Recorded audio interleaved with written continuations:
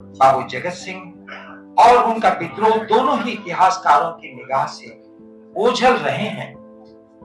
प्रस्तुत पुस्तक बनारस की 18वीं शताब्दी के संदर्भ में इतिहास के एक आकर्षक और विस्मृत पहलू को प्रस्तुत करती है। यह पुस्तक अनेक विस्मृत पहलुओं को दुरुस्त करने, उसे इतिहास के दायरे में लाने का एक संजीदा प्रयास है।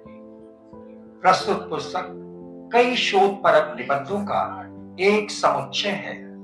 बाबू जगत सिंह के विस्मृत संघर्ष और उनकी आजादी के आग्रह पर आधारित यह पुस्तक बनारस क्षेत्र में विद्रोहों की वंशावली को भी प्रभावित करती है। बाबू जगत सिंह के सारनाथ की खुदाई से संबंधित होने के कारण यह पुस्तक बौद्ध सारनाथ के पुनः प्रतिष्ठापन की प्रक्रिया के संदर्भ में भी कई गंभीर तथ्यात्मक अंश प्रस्तुत करती है। बातें ईंट गारे या पत्थरों की नहीं है, वरन मौलिक परिवर्तन की है।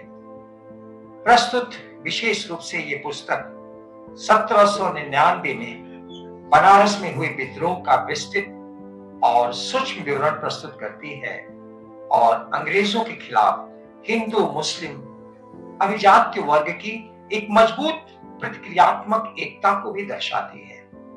1799 की तारीख बनारस ही नहीं, देश के इतिहास की नई तारीख बन रही है। एक बात और कि पाश्चात्य इतिहासकार नेपोलियन बोनापार्ट आदि के नाते सेंट हेलेना द्वीप का जिक्र अपने इतिहास के पन्नों में खूब करते हैं, किंतु भारतीय इतिहास में सेंट हेलेना का नाम स्वतंत्रता संग्राम सेनानियों के संदर्भ में यही पुस्तक दर्ज कराती है। जनाब एच ए कुरैशी साहब जैसे सधे हुए इतिहासकार जो फारसी विद्वान हैं और वरिष्ठ सांस्कृतिक भूगोलवेत्ता प्रोफेसर राणा पीवी सिंह जी ने इसे अपने अनुभव से सींचा है और यह एक सघन वृत्तांत आकार ले सका। ऐसी पुस्तक की समीक्षा हेतु हमारे अतिथि व्याख्याता आप सबके रूबरू हैं। सबसे पहले मैं इस पुस्तक की समीक्षा के लिए आमंत्रित करना चाहूंगा डॉक्टर प्रभात कुमार मिश्र जी को। डॉक्टर प्रभात कुमार मिश्र जी हिंदी विभाग काशी हिंदू विश्वविद्यालय में अध्यापन कर रहे हैं। जेएनयू असम विश्वविद्यालय और काशी हिंदू विश्वविद्यालय में अध्यापन का लगभग 16 वर्षों का अनुभव है आपको। हिंदी का पुराना साहित्य, अभ्रंश साहित्य, हिंदी आलोचना आदि इनकी विशेष अभिरुचि के क्षेत्र रहे हैं। इसके साथ ही साथ साहित्य का इतिहास दर्शन तथा साहित्य के इतिहास लेखन से संबंधित कार्यों को भी इनके सराहा गया है। डॉक्टर प्रभात कुमार मिश्र ने विश्वविद्यालय अनुदान आयोग की 2 बड़ी परियोजनाएं पूरी की हैं और वर्तमान में काशी हिंदू विश्वविद्यालय की IOE योजना के तहत एक परियोजना में संलग्न है। प्राच्यवाद और हिंदी नवजागरण, हिंदी में कालिदास तथा साहित्य का इतिहास लेखन तथा आलोचना के सम्मुख शीर्षक इनकी किताबें प्रकाशित हैं। कवि विद्यापति पर केंद्रित पुस्तक की तैयारी में लगे हैं इन दिनों डॉक्टर प्रभात कुमार। मास्को में आयोजित अंतरराष्ट्रीय हिंदी सम्मेलन में इन्हें गुरु जंभेश्वर सम्मान से नवाजा गया है। पिछले दिनों डॉक्टर प्रभात कुमार मिश्र को प्रलेख आलोचना सम्मान भी प्राप्त हुआ है और यह कहना गलत नहीं होगा कि लोकार्पित पुस्तक डॉक्टर मिश्र के लिए वेल रेड है। हर चरण में इस शोध ग्रंथ को जांचने और परखने का दायित्व डॉक्टर प्रभात कुमार मिश्र के द्वारा ही निर्वहन किया गया है। आपके इस योगदान की हम सब कदर करते हैं और बहुत ही आदरपूर्वक मानपूर्वक कुछ कहने के लिए आमंत्रित करते हैं माइक्रोफोन पर हम सबके प्रिय अनुज प्रभात। बनारस के इतिहास पर चर्चा हो रही है और आज के बनारस के साहित्यिक, सामाजिक और सांस्कृतिक परिसर को समझना हो तो इस सभागार की उपस्थिति को देख लेना ही काफी होगा। मैं सचमुच अपने को गौरवान्वित महसूस कर रहा हूं कि ऐसे सुधी श्रोता मेरे सम्मुख उपस्थित हैं, मैं आप सबको प्रणाम करता हूँ। मंच पर बहुत ही आदरणीय विद्वत समाज उपस्थित है। मैं इस पुस्तक के प्रकाशन के लिए जगतगंज राज परिवार को बधाई देता हूँ सबसे पहले, और यह स्वीकार करता हूँ कि संभवतः आज की सभा में कुछ कहने के लिए शायद मैं उपयुक्त व्यक्ति नहीं हूँ। यह मैं इसलिए कह रहा हूँ कि हिंदी साहित्य का विद्यार्थी हूँ, हिंदी साहित्य ही पढ़ाता हूँ। यह और बात है कि पिछले दिनों साहित्य के इतिहास से संबंधित भी कुछ कामकाज किया है मैंने, जो एक पुस्तक के रूप में पाठकों के बीच है। पर आदरणीय प्रदीप नारायण सिंह जी का मेरे प्रति ऐसा स्नेह रहा है जब से परिचय हुआ उनसे, कि उन्होंने आज यह मंच मुझे उपलब्ध कराया। दाग दहलवी का एक शेर है कि खुदा रखे मोहब्बत में किए आबाद दोनों घर, मैं उनके दिल में रहता हूँ, वो मेरे दिल में रहते हैं। तो मैं सचमुच बहुत प्रसन्न हूँ इस लोकार्पण के अवसर का साक्षी बनकर। मैं फिर से इस पुस्तक के विद्वान लेखकों, बहुत श्रम पूर्वक अनुवाद किया है सान कश्यप जी ने, वाणी प्रकाशन ने बहुत तत्परता से सुरुचिपूर्ण प्रकाशन किया है इसका, और स्वयं ट्रस्ट के सभी ट्रस्टियों को बधाई देता हूँ। मैं इसके भाषिक पहलू, इसके अनुवाद और इसकी प्रस्तुति पर आज कुछ नहीं कहना चाहता कि स्वयं इस अनुवाद प्रक्रिया का मैं अंग रहा हूँ। मैंने सान कश्यप जी के बहुत परिश्रम पूर्वक किए गए अनुवाद को जांचा परखा है, थोड़ा ठीक ठाक भी किया है, पर इस पूरी प्रक्रिया से गुजरकर प्रामाणिकता के साथ यह दावा तो कर ही सकता हूं कि प्राइमस बुक्स द्वारा पहले अंग्रेजी में छपे इस पुस्तक के संस्करण से यह हिंदी संस्करण कई दृष्टियों में बेहतर है, मुकम्मल है। यूं तो अनुवाद एक असमाप्त प्रक्रिया है जो निरंतर जारी रहती है, इसलिए परिष्कार की, संस्कार की संभावना इस पुस्तक में भी होगी, है ही, और आगे आने वाले संस्करणों में उसका ध्यान रखा जाएगा। मैं जिस तरफ आप सबको ले जाना चाहता हूं वो दो बातें हैं। एक तो यह कि इस किताब ने इतिहास के विद्वानों के अतिरिक्त जो व्यापक समाज इतिहास के बारे में सोच समझ रखता है, उस व्यापक समाज की, जिसने इतिहास को किताबों से पढ़कर नहीं जाना है, जो इतिहास का शोधार्थी, इतिहास का अध्यापक नहीं है, वे सब भी इतिहास की दुनिया के नागरिक हैं। उनके बीच भी इतिहास है, पर उनके बीच मौजूद इतिहास की एक गलत समझ को इस किताब ने दुरुस्त करने की कोशिश की। दूसरा काम यह किया है कि उसी व्यापक पाठक समुदाय को इतिहास के प्राथमिक स्रोतों तक उनकी पहुंच बनाई है और उनके ऐतिहासिक ज्ञान में योगदान किया है, थोड़ी उसको मुकम्मल बनाने की चेष्टा की है।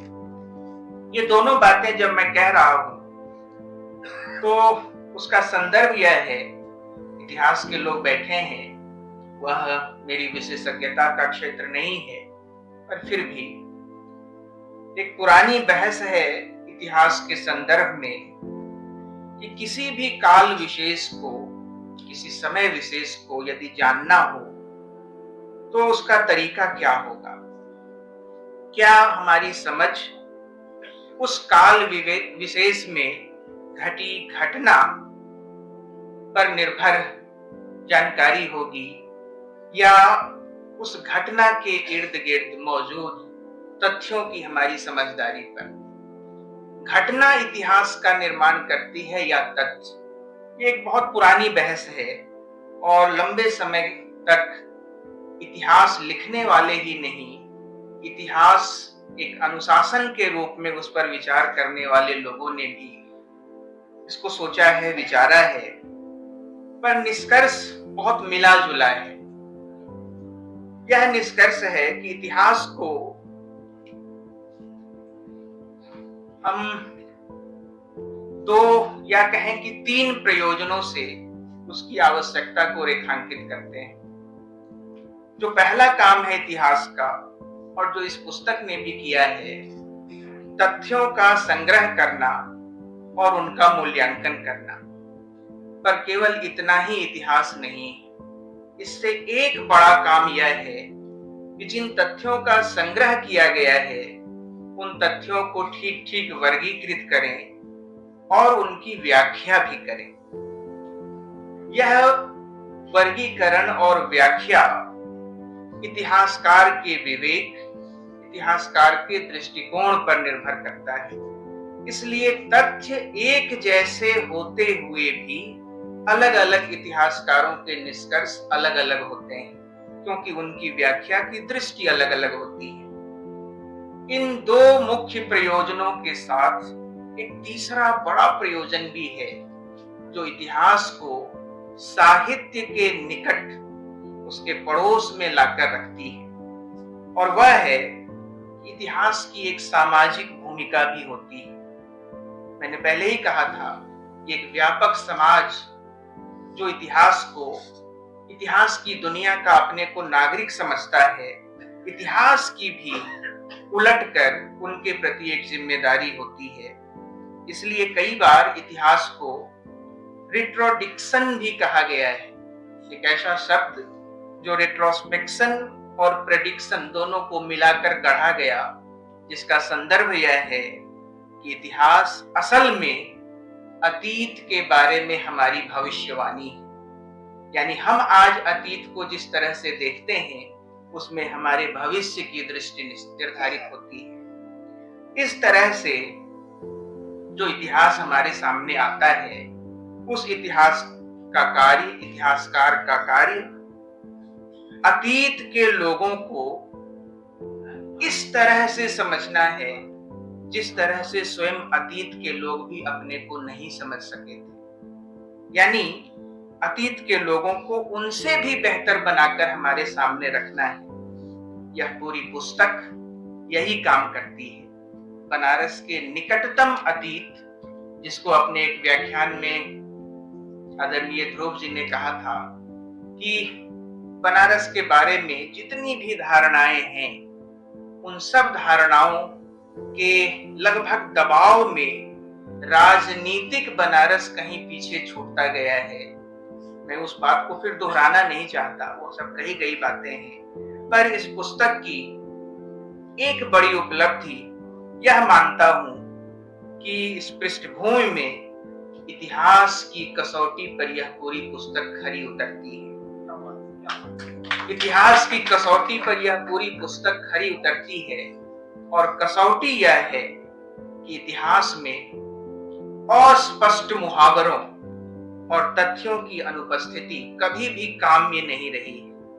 मैं जब ऐसा कह रहा हूं तो इतिहास के लोग शायद थोड़ा कम उनको महत्व देते होंगे, पर जिन लोगों की दुनिया इतिहास के अनुशासन के चारों तरफ है, उन लोगों के बीच भगवत शरण उपाध्याय एक बड़ा नाम है। उनकी समझदारी से भी लोगों के इतिहास की तरफ एक समझ बनती है। लिखा है उन्होंने इस संदर्भ में, उनकी एक पुस्तक है जिसमें दुनिया भर के पुरातात्विक स्थलों के बारे में उन्होंने बताया है कि कैसे उनको ढूंढा गया, और उसी पुस्तक में एक अध्याय सारनाथ के अन्वेषण के संदर्भ में भी है। उसमें उन्होंने जो लिखा है, 3-4 पंक्तियां मैं आपके सामने पढ़ रहा हूं, और उससे यह पता चलेगा कि कैसे यह किताब इतिहास की कसौटी पर खरी उतर रही है। लिखा है उन्होंने, जगत सिंह स्तूप गुप्त कालीन अथवा उसके कुछ बाद का है।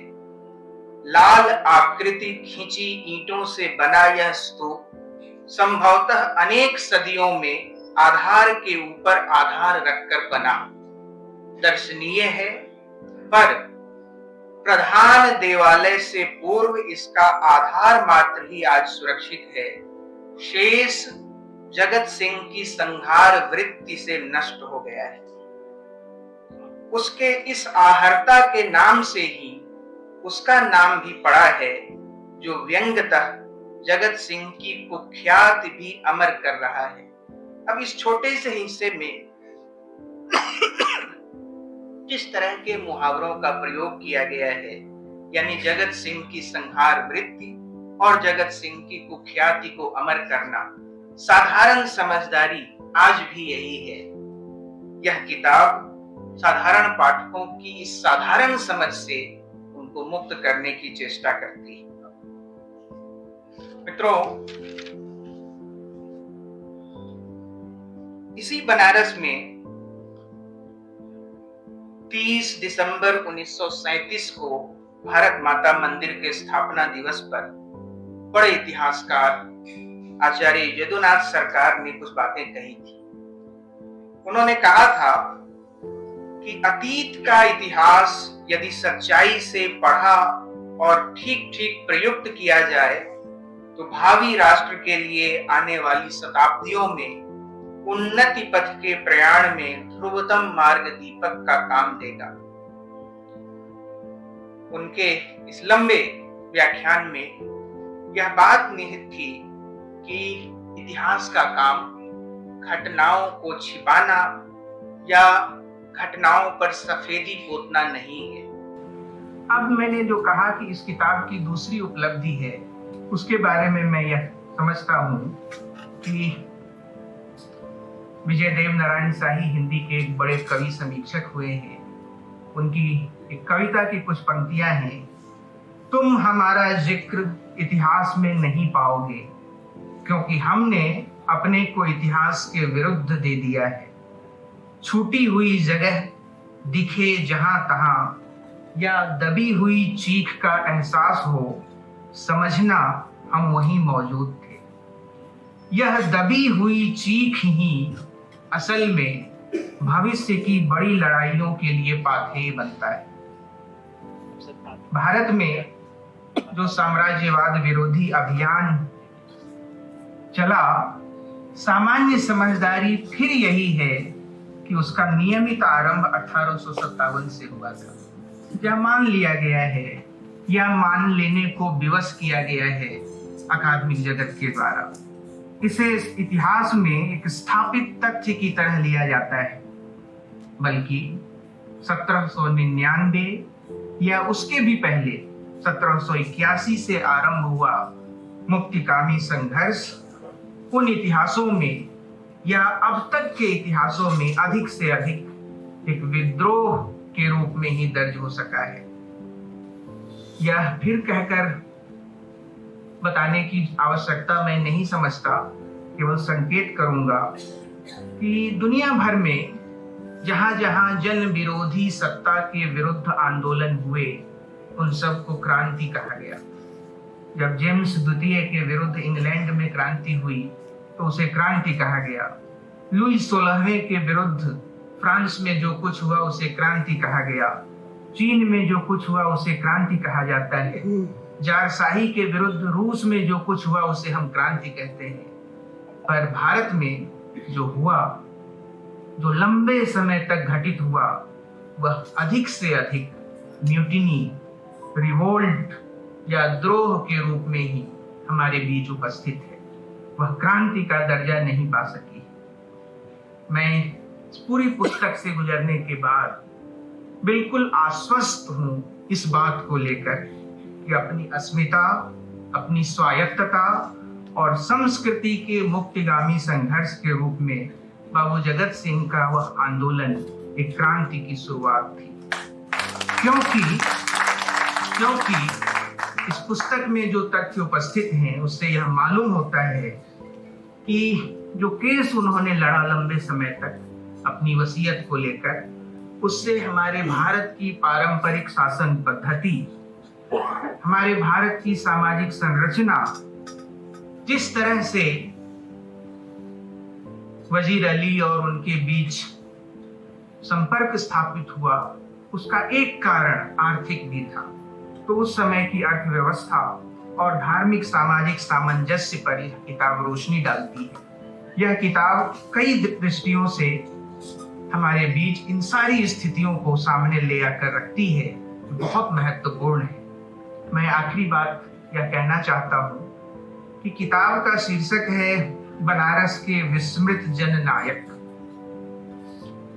बाबू जगत सिंह इस किताब के लेखकों के अनुसार एक पब्लिक फिगर रहे हैं, पर जब पब्लिक फिगर रहे हैं तो जाहिर है निश्चित तौर पर उनकी एक पब्लिक इमेज भी रही हो, पर वह पब्लिक इमेज आस्था, विश्वास, लोक गाथाओं, दंत गाथाओं और लोक गीतों में मौजूद होनी चाहिए। मैंने जेएनयू के पीसी जोशी आर्काइव से 1857 के संदर्भ में भोजपुरी लोकगीतों के सैकड़ों अंश संग्रहित किए थे, जिसे बाद में मेरे गुरु मैनेजर पांडे जी ने एक पुस्तक के रूप में, जो एनबीटी से प्रकाशित है, गीतों और लोकगीतों में 1857, वह किताब तैयार की थी।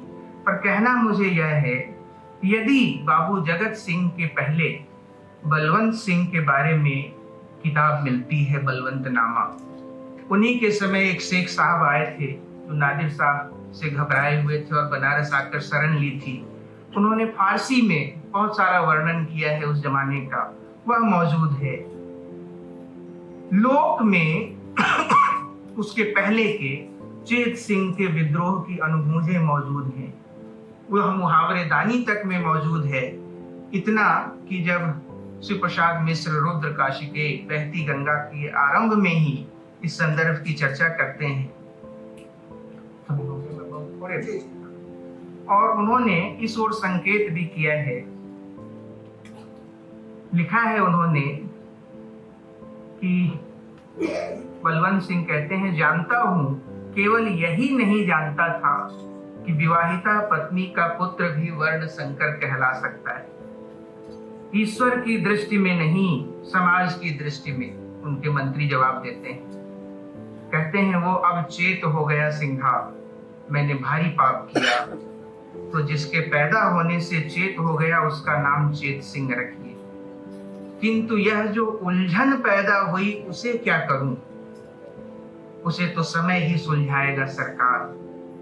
अंत में राजा कहते हैं, मैं भी प्रयत्न करूंगा। राजा ने कहा, और वह 18वीं शताब्दी की यह समस्या, जिस समस्या को आज इस किताब के माध्यम से सुलझाया गया है, यह वही समस्या है। पूरे 18वीं शताब्दी की यह समस्या सुलझाते हुए अंतःपुर की ओर चले। मैं यह कहना चाहता था कि जब इतनी सारी सामग्री बाबू जगत सिंह के पहले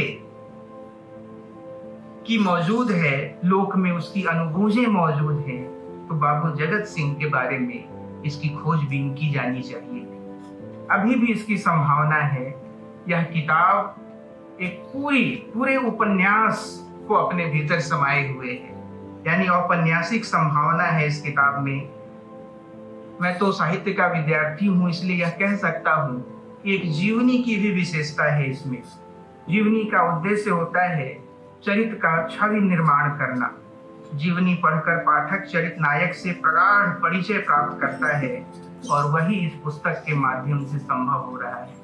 हम बाबू जगत सिंह के जीवन के अंश अंश से परिचित होते हैं। ऐसा लगता है जैसे वह साकार मूर्ति हमारे सामने खड़ी हो गई है। मैं फिर से सबको बधाई देता हूँ। मैं आभारी हूँ जगत सिंह राज परिवार का, तो उन्होंने आज मुझे यह अवसर दिया यहाँ उपस्थित होने का और आपके सम्मुख अपनी कुछ बातें कहने का।